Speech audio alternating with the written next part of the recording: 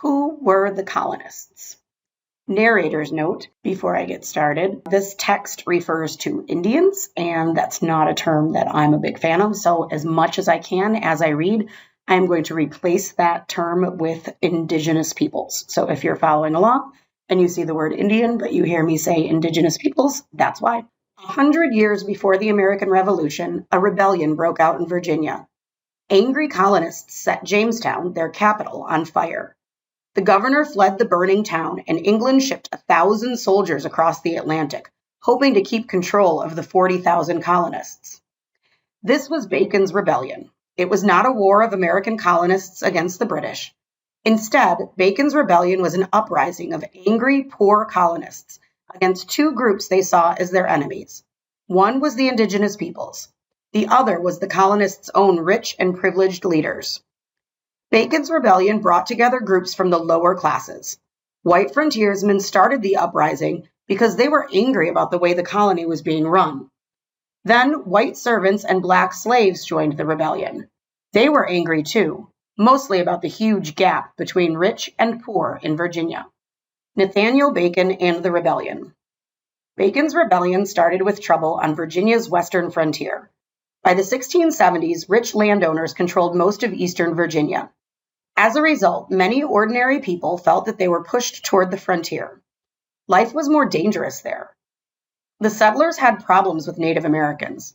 They wanted the colony's leaders to fight the indigenous peoples, but the politicians and big landowners who ran the colony wouldn't fight. Maybe because they were using some of the indigenous peoples as spies and allies against the others. The frontiersmen felt that the colonial government had let them down. They were angry, and they weren't the only ones. Times were hard. Many Virginians scraped out a living in poverty or worked as servants in terrible conditions. In 1676, these unhappy Virginians found a leader in Nathaniel Bacon. A British government report explained how Bacon appealed to his followers. He seduced the vulgar and most ignorant people to believe that their whole hearts and hopes were now set on Bacon. Next, he charges the governor as negligent and wicked, treacherous and incapable, the laws and taxes as unjust and oppressive. Bacon owned a good bit of land. He probably cared more about fighting the indigenous peoples than about helping the poor. Still, the common people of Virginia felt that he was on their side. They elected Bacon to the colonial government, called the House of Burgesses. Bacon was ready to send armed militias, or armed groups of citizens, to fight the indigenous peoples. These militias would act outside government control. This alarmed William Berkeley, the governor of the colony. Berkeley called Bacon a rebel and had him captured. After 2,000 of Bacon's supporters marched into Jamestown, the governor let Bacon go in return for an apology. But as soon as Bacon was free, he gathered his militia and began raiding the indigenous peoples. The rebellion was underway. Bacon gave his reasons for the rebellion in a paper called Declaration of the People. It blended the frontiersmen's hatred of the indigenous peoples with the common people's anger toward the rich. Bacon accused the Berkeley government of wrongdoing, including unfair taxes and not protecting the Western farmers from the indigenous peoples. A few months later, Bacon fell sick and died at the age of 29. The rebellion didn't last long after that. A ship armed with 30 guns cruised the York River, one of the main waterways of the colony, to restore order. Its captain, Thomas Grantham, used force and tricks to disarm the last rebel bands. At the rebellion's main stronghold, Grantham found 400 armed whites and blacks, freemen, servants, and slaves. He promised to pardon them and to free the servants and slaves. Instead, he turned his boat's guns on the rebels and took their weapons. Then he returned the servants and slaves to their masters. Eventually, 23 rebel leaders were hanged. Bacon's rebellion came about because of a chain of oppression in Virginia. The indigenous peoples had their lands seized by white frontiersmen. The frontiersmen were taxed and controlled by the rich upper classes in Jamestown. And the whole colony, rich and poor, was being used by England. The colonists grew tobacco to sell to England, but the English set the price. Each year, the King of England made a large profit from the Virginia colony. Most people in Virginia had supported the rebellion. One member of Governor Berkeley's council said that the rebels wanted to take the colony out of the king's hands and into their own. Another said that the indigenous peoples problem was the original cause of Bacon's rebellion, but that poor people had joined because they wanted to seize and share the wealth of the rich. Who were these rebels? The underclass. The servants who joined Bacon's rebellion were part of a large underclass of miserably poor whites. They came to the North American colonies from English and European cities whose governments wanted to get rid of them. In England, for example, changes in land laws had driven many farmers into poverty and homelessness in the cities. New laws were passed to punish the poor, imprison them in workhouses, or send them out of the country. So some of the poor were forced to leave their homes for America. Others were drawn to America by hope, or by promises and lies about the good lives they would have there. Many poor people bound for America became indentured servants. They signed an agreement called an indenture that said they would repay the cost of their journey to America by working for a master for 5 or 7 years. Often, they were imprisoned after signing the indenture, so that they couldn't run away before their ship sailed. The voyage to America from England or Europe lasted from 8 to 12 weeks. If the weather was bad, the trip could take even longer, and passengers could run out of food. Poor people crossing the ocean to work as servants in the American colonies were crammed into crowded, dirty quarters. Not all of them survived the journey. Gottlieb Mittelberger, a musician who sailed from Germany to America around 1750, wrote about the terrible trip. During the journey, the ship is full of pitiful signs of distress. Smells, fumes, horrors, vomiting, various kinds of seasickness, fever, dysentery, headaches, heat, constipation, boils, scurvy, cancer, mouth rot. Add to that shortage of food, hunger, thirst, frost, heat, dampness, fear, misery, vexation, and lamentation, as well as other troubles. On board our ship, on a day on which we had a great storm, a woman about to give birth and unable to deliver under the circumstances was pushed through one of the portholes into the sea. Once they arrived in America, indentured servants were bought and sold like slaves. On March 28, 1771, the Virginia Gazette reported, "Just arrived the ship Justitia, about 100 healthy servants, men, women, and boys. The sale will commence on Tuesday, the 2nd of April." More than half the colonists who came to North America came as servants. They were mostly English in the 17th century, Irish and German in the 18th century. Many of them found that life in the American colonies was worse than they had imagined. Beatings and whippings were common. Servant women were raped. Masters had other means of control. Strangers had to show papers to prove that they were free men, not runaway servants. The colonial governments agreed among themselves that servants who escaped from one colony to another must be returned. This later became part of the U.S. Constitution. Masters lived in fear of servants' rebellions. After Bacon's rebellion, English soldiers stayed in Virginia to guard against future trouble. One report at the time said, "Virginia is at present poor and more populous than ever." The writer added that many people were afraid of an uprising by servants who needed basic necessities, such as clothes. Escape was easier than rebellion. Historian Richard Morris, who wrote a book called Government and Labor in Early America, studied colonial newspapers and found many reports of white servants running away, sometimes in groups. Other servants went on strike and refused to work. In 1663, a Maryland master complained to the court that his servants would not do their ordinary labor. The servants said that they were too weak to work because the master fed them only beans and bread.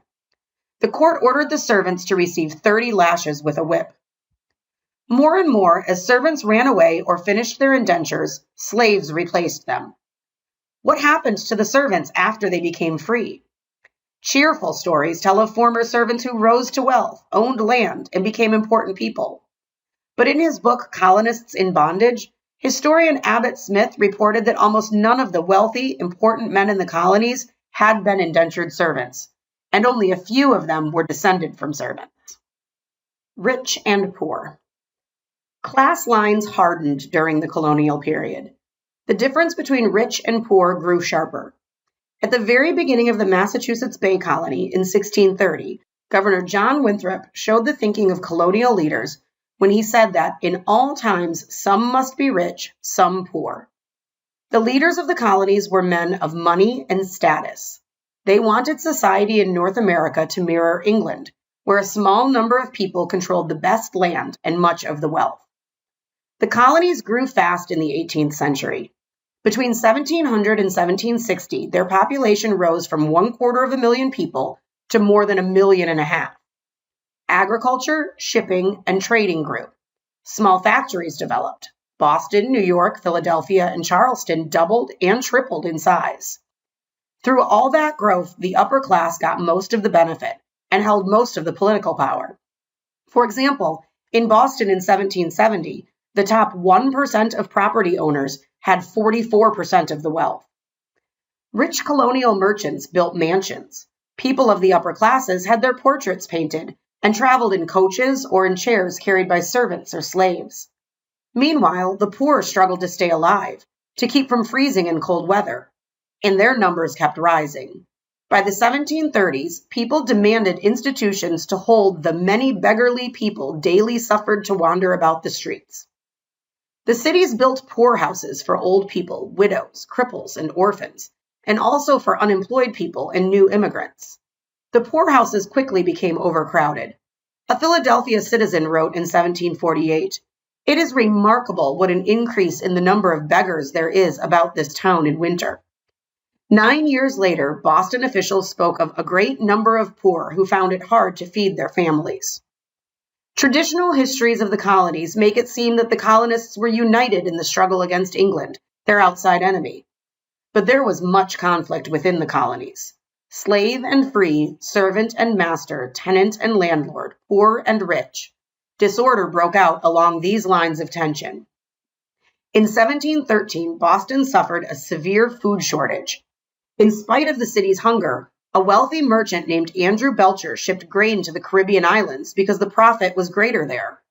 A mob of 200 people rioted, broke into Belcher's warehouses looking for food, and shot the lieutenant governor of the colony when he tried to stop them.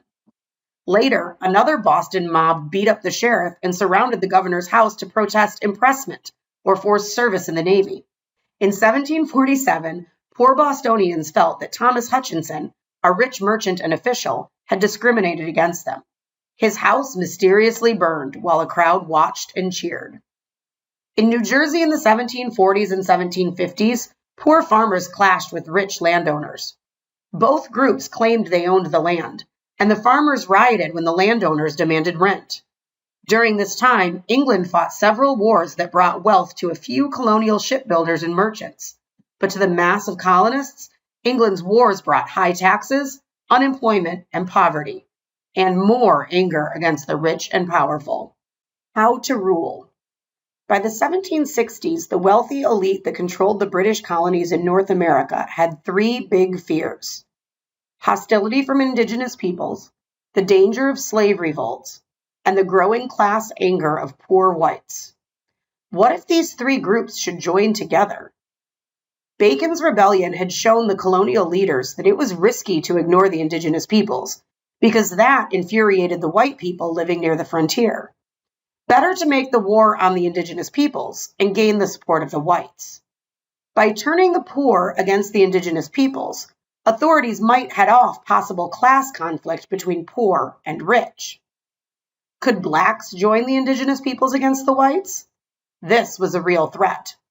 In the Carolinas in the 1750s, 25,000 whites were outnumbered by 40,000 black slaves and 60,000 Native Americans.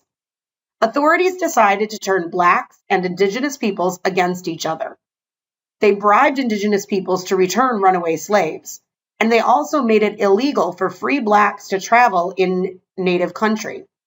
The villages of indigenous peoples did shelter hundreds of runaway slaves, but blacks and indigenous peoples never united on a large scale.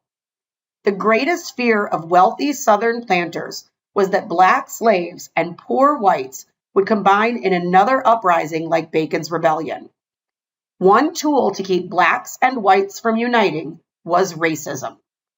Edmund Morgan, a historian of slavery in Virginia, wrote in his American Slavery, American Freedom that racism was not a natural feeling about the differences between black and white.